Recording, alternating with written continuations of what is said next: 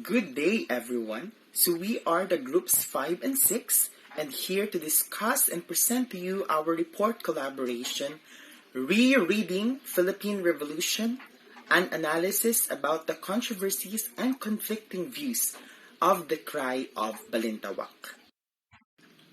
Now, I will be letting you know the flow of events in the presentation of us Group 5. First reporter will be yours truly, who is assigned to discuss a brief introduction of this report. Then, we'll move on to the discussions of the first 3 versions or accounts. Ms. Bansil will be the first reporter tackling about Pio Valenzuela's account, followed by Mr. Farol, who will be discussing about Santiago Alvarez's account. And lastly, Ms. Rosete, who will be presenting to you Guillermo Masangkay's version. At this moment, let's formally start with a brief introduction. The Cry of Balintawak is an event in which the Filipinos started their first staging act of revolution. The Cry actually refers to the first clash between the Katipuneros showing their reform by tearing up their cédulas into pieces, implicating that they have pronounced to refuse their enslavement and servitude with the Spaniards. The whole story of how, where, what the revolution really started is still a mystery to most of us, due to significant numbers of stories and accounts which pop up having different timelines and places that will be tackled in our presentation. Due to varying perspective regarding how the first cry of Balintawak transpired and detailing how those who were present experienced it, it was an event so powerfully symbolic that it would be determine the fates of Filipinos for generations to come, which would leave us with the question, when did the cry of Balintawak really happen? So it started in 1896, in the month of August, where the members of the secret society of Katipunan planned a move against the Spaniards, marking the beginning of the Philippine Revolution. Several events have actually transpired and lead to a turning point on the 26th of the August, when the tearing of cédulas, also known as tax certificates, was done in defiance of the maltreatment inflicted by the Spaniards on the Filipino people. This action symbolized that Philippines was ready for a revolution to take their country back, even if it meant violently opposing the Spanish rule. This cry started the armed struggle for independence and changed the history of Philippines forever, with their main purpose being to escape the tyranny at the hands of the Spaniards. This was Andres Bonifacio's goal, to lead the Katipuneros into a battle for the nation's independence and to avenge the death of Jose Rizal. With this presentation is made to discuss the different versions or accounts regarding the first cry. Such different accounts will then be discussed accordingly. And at the end of the report up until Group 6, you can answer the question, what version is the most credible and accurate? Now, ladies and gentlemen, please listen carefully to the discussions of all the following reporters. For the continuation of our topic, I'm going to tackle about the version of Dr. Pio Valenzuela about the cry of Balintawak or Pugadlawin. Before we tackle about Dr. Pio's statement about this, let us first know who is Dr. Pio Valenzuela. And so, Dr. Pio Valenzuela, he was a Filipino physician and a revolutionary leader. So, isa siyang doctor of medicine, and a revolutionary leader. Kasama niya sila Dr. Rizal, sila Andres Bonifacio, na nakipaglaban noong Spanish rule. diba, nang sinakop din ng mga Espanyol. So, at the age of 23, he joined the Society of Katipunan, a movement which sought the independence of the Philippines from Spanish colonial rule, yung sinabi ko kanina, and started the Philippine Revolution. So, isa siya sa mga proponent na nagumpisa ng Philippine Revolution. And then, he took charge of publication Ang Kalayaan, Katipunan's first and only official publication. So, siya ang nanguna doon. Siya ang nag-take charge sa publication ng Ang Kalayaan. And then, he was the one who tried to convince the exiled Jose Rizal to join the revolutionary movement. So, isa siya sa mga nag-inganyo, nag-try na uminganyo kay Jose Rizal na sumali sa kanilang revolutionary movement. So, ano nga ba ang role ni Dr. Pio Valenzuela sa KKK? So, he was a messenger of Katipunan and an informer of Dr. Rizal about the existence of Katipunan and the plans of the secret organization. So, isa siya sa mga nag-inform kay Dr. Rizal about sa existence ng Katipunan kasi nga sinabi ko kanina na isa siya sa nang-inganyo kay Jose Rizal na sumali sa revolusyon ng Pilipinas kontra sa mga Espanyol. So, he refused to start the election. Isa siya sa mga nag-refuse na mag-start ng election noong 1896 because he wanted to follow the suggestion of Dr. Jose Rizal. Nasa panig talaga siya ni Dr. Jose Rizal. And base sa kanya, bakit nakuha yung statement niya na ito yung parang version niya is ito yung the controversial cry of Pugadlawin, which has been confirmed by no other witness of the event than Dr. Pio Valenzuela. So, isa nga siya dun sa mga revolusyonaryo, kaya in-state niya kung paano ba yung nangyari that time, kung kailan ba nangyari yung pagpupunit ng sedula kasi na-confuse sila kung kailan ba talaga nangyari yun at ano yung exact information about that event. So, kinuha nila yung statement ni Dr. Pio. So, the first version which he told of the cry of Balintawak as the first staging point of the Philippine Revolution. He related first version when events were still fresh in his memory and as he abandoned the revolutionary cause after its outbreak and fled to Binyan, Laguna for safety, taking advantage of Governor General Ramon Blanco's proclamation of amnesty of the revolutionists. So, Valenzuela returned to Manila on September 3, 1896 and surrendered to Blanco. So, bumalik siya ng Manila at saka nag-surrender siya kay Governor General Blanco.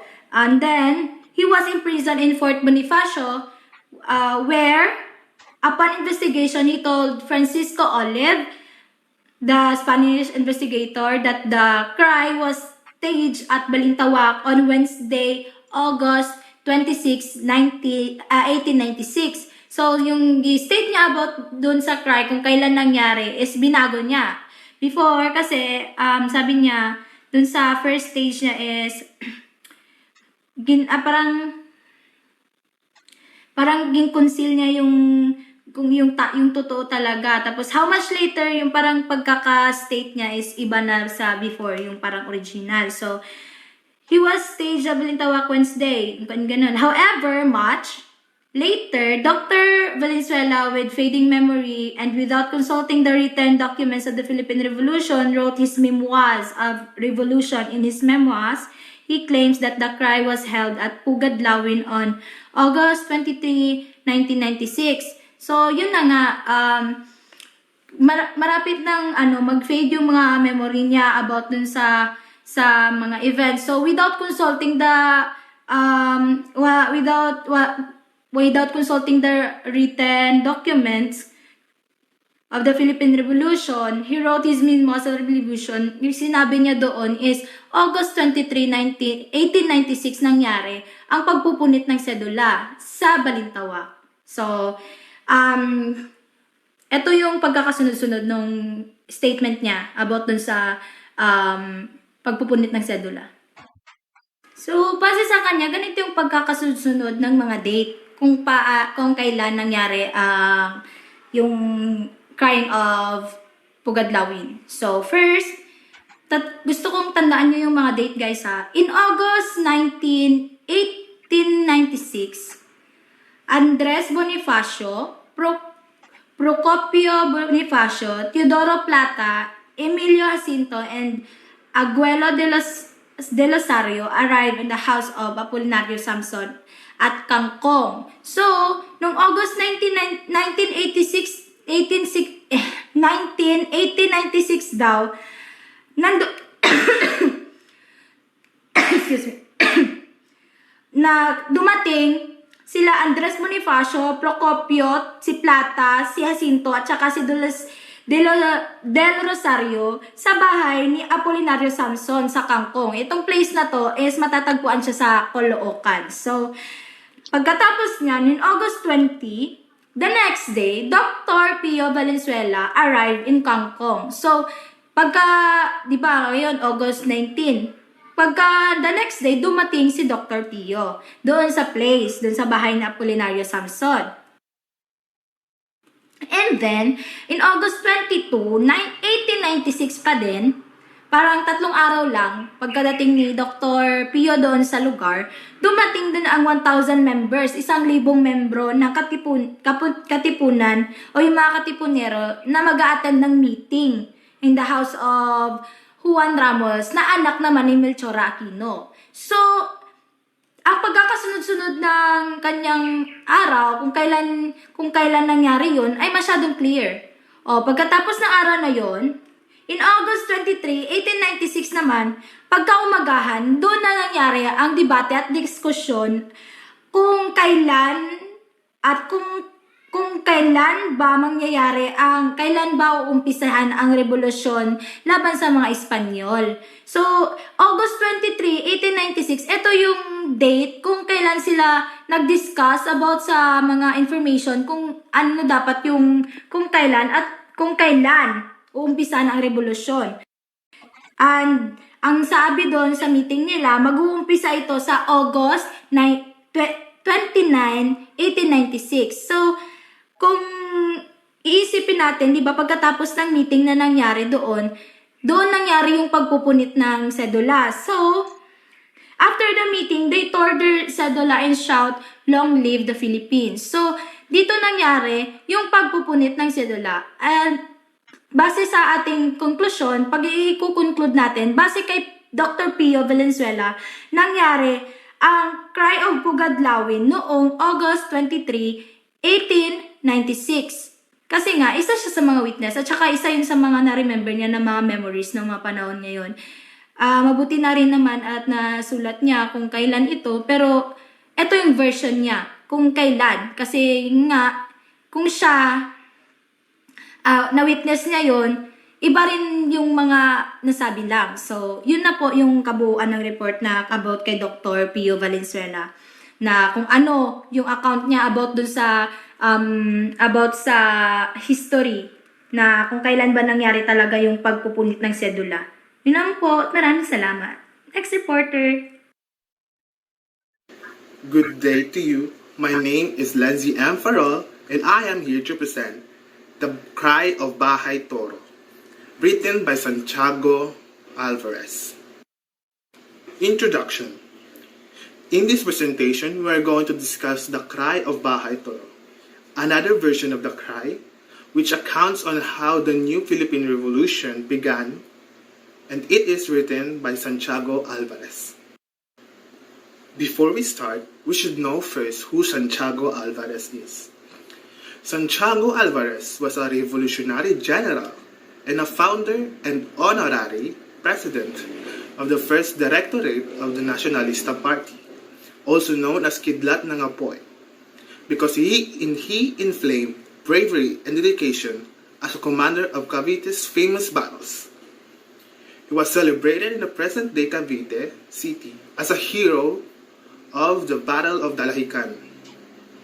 Santiago was born in July 25, 1872, and was the only child of Revolutionary General Mariano Alvarez. and Nicolasa Verata. Santiago has many accounts towards the events of the revolution. The Alvarez memoirs tell a gripping story of events of 1896 to 1897, and is especially revealing for its account of events which lead to one of the most controversial events of the revolution, the cry of Bahay Toro. There have been many accounts towards what really happened to that event, just like, for example, on how some say the event happened at Balintawak and some at Bahay Toro. The cry of Bahay Toro is the account of Santiago Alvarez, which is not present at the time, and that makes his account not equal in significance as the other accounts. But he supports his idea with his credible resources, just for example, his relative, Gregoria de Jesus, or also known as the wife of Bonifacio. Santiago Alvarez, the leader of the Magdiwang faction, was in the Cavite at that time the event happened. Stated in 1927 that the cry took place in Bahay Toro, Caloocan. Now, Bahay Toro is part of Quezon City. The events that happened in Bahay Toro. Sunday, August 23, 1896. The generous hospitality of Cabezang Melchora, or also known as Melchora Aquino, was no less than that of Apolonio Samson. Like him, she also opened her granary and had plenty of rice pounded and animals slaughtered to feed us. As early as 10 o'clock in the morning, at the barn of Cabezang Melchora, at a place she called Sampalucan, Barrio Bahay, Toro, Katipuneros met together. About 500 of these arrived and eager to join the Supremo, Andres Bonifacio. Monday, August 24, 1896. There were about 1,000 Katipuneros, which doubled the size of the previous number, which is just yesterday. The Supremo decided to hold a meeting inside of a big barn. Under his leadership, the meeting began at 10 o'clock in the morning. Flanking him in both sides, as at the head of the table were Dr. Pio Valenzuela, Emilio Jacinto, Bricio Pantas, Enrique Pacheco, Ramon Bernardo, Pantelon Torres, Francisco Carillon, Vicente Fernandez, Chodora Plata, and others. We were so crowded that we stood outside the barn, and following matters were approved at the meeting.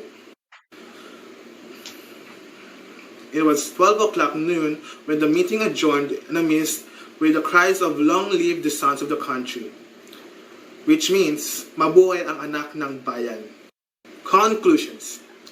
In the account of Santiago Alvarez, the cry was held in a place called Bahay Toro, Caloocan.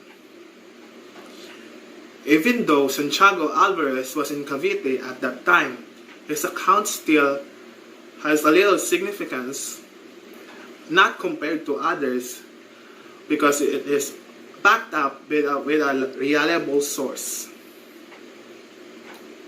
No matter what account you deem to have the most significance, it will always be remembered as a kindling fire for the revolution. An account taken from an eyewitness, Guillermo Masangkay, the cry of Balintawak.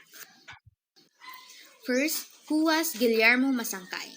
Guillermo Masangkay was born on June 25, 1867 in Tondo, Manila. Masangkay was Bonifacio's childhood friend.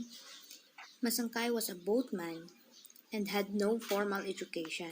However, he had a strong intellectual drive and becomes fluent in Spanish and deeply aware of the political and social condition of his time.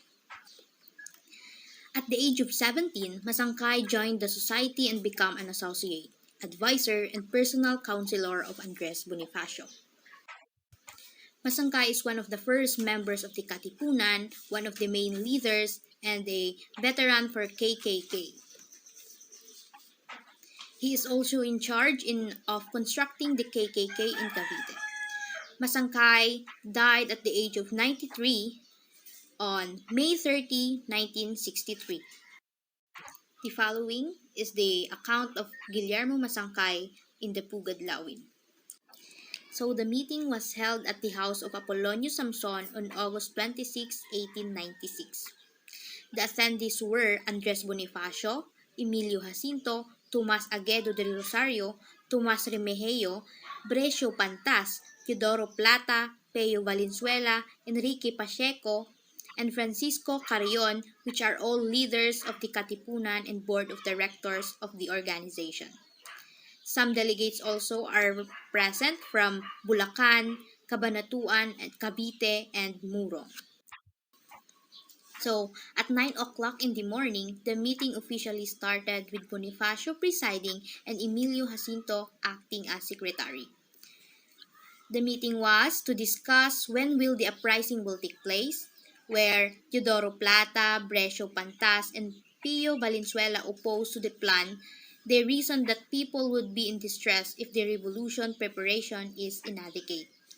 Plata strongly emphasized that without enough arms and foods, uprising could be useless. The third paragraph provides how Bonifacio persuaded the people. So, when Bonifacio felt that he would lose in the argument, he made his way out and talked to the people. Bonifacio told the people about the leader's argument on starting the revolution early. He then appealed in fiery speech, persuading the people to revolt and fight with him. People then shouted, "Revolt," as one. After then, the tearing of cedula happened where Bonifacio asked the people to give pledge by tearing their cedula, which is the sign of their slavery. There, the tearing of cedula was their declaration as severance from Spanish rules.